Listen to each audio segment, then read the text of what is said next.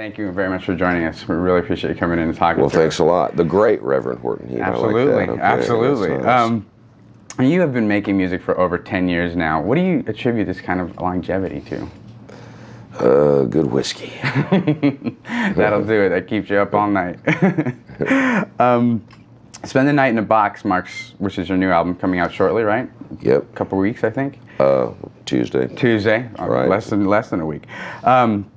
This marks your first. This is your first album in 2 years, and a new label for you as well, right? Mm-hmm. How did this relationship with Time Bomb come about? Well, the guy that owns Time Bomb is a guy named Jim Guierno, and he used to be general manager at A&M Records, and he's also the manager for Social Distortion. So we've toured with Social D, and we met Jim.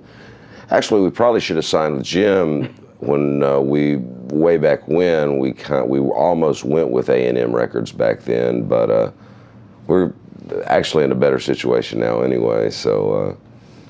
What's the biggest difference in working with a label like this that's a little bit of a smaller label compared to your past, the label you were working with before, which I think was Interscope, right? Well, this is the first time in my career where my band and me are somewhat of a priority at the label that we're at. You know, at Interscope we were never really a priority, right.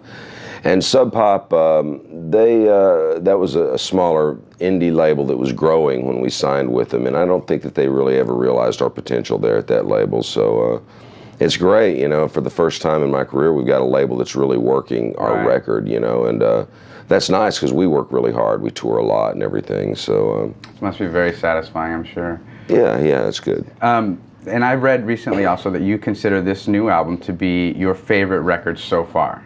Is that true? Well, always the last one is your favorite so far. But what's the biggest difference between this record and your previous albums?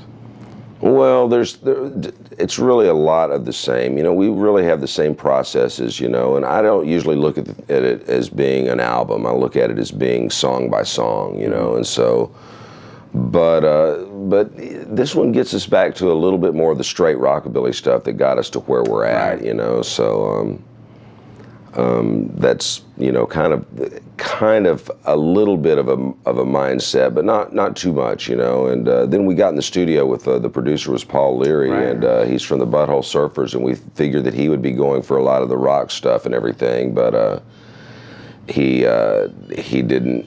He would have made it a blues record, I think. If he, but Paul was really great, and he was really helping us get a sound. Wow. Hold sorry. on, everybody. Hello? Yeah. No, I'm in the middle of an interview. Bye.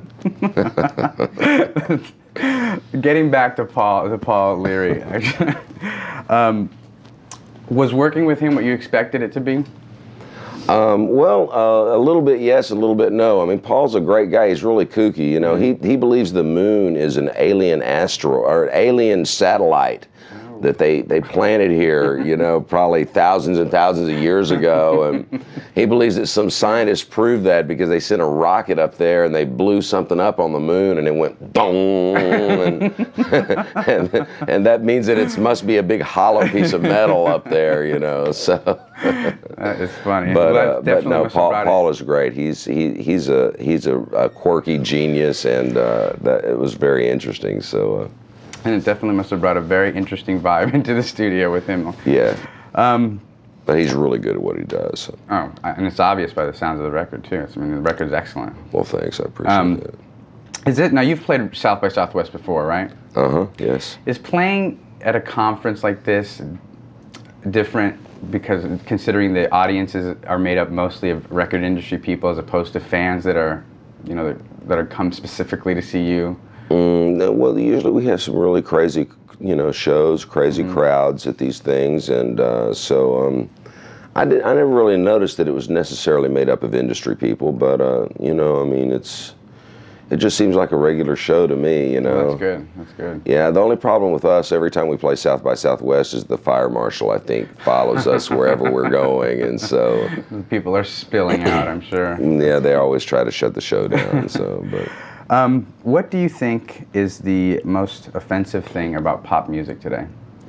That they rely on false. It's not really musicianship. It's computers that do it. You know, all of the rap and hip hop that you hear, it's done with computers. You know, and what happens is we have a situation where somebody just writing a strum folk type song that, you know, D, G, C chords.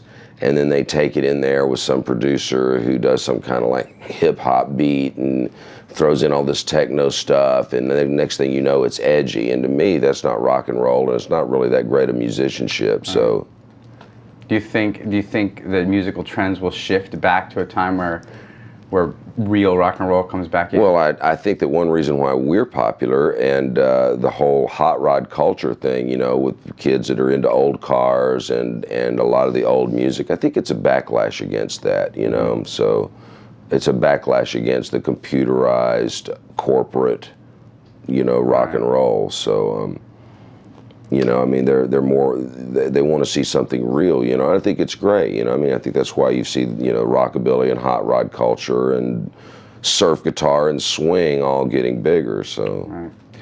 What do you think is the biggest misconception about the Reverend Horton Heat? That I'm actually a real reverend is the biggest misconception. And every night I play a show, I've got some couple that gets the great idea. I bet the reverend's never been asked this. Let's go ask him to perform our marriage, you know?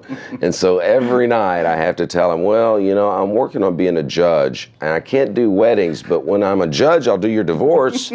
And they kind of laugh, ha ha, and they kind of look at me like, cynical old guy, you know, this is forever, this, you know. And, but funny. You know, so. So what's next for you after South by Southwest?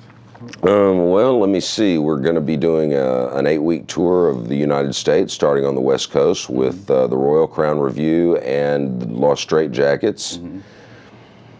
And then we're going to be doing some dates with a little hot rod tour called the Hootenanny that's kind of a big thing in Anaheim that's going to kind of branch out to other cities this summer.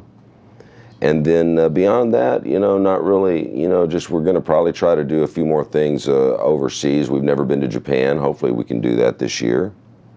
And very good. Busy schedule.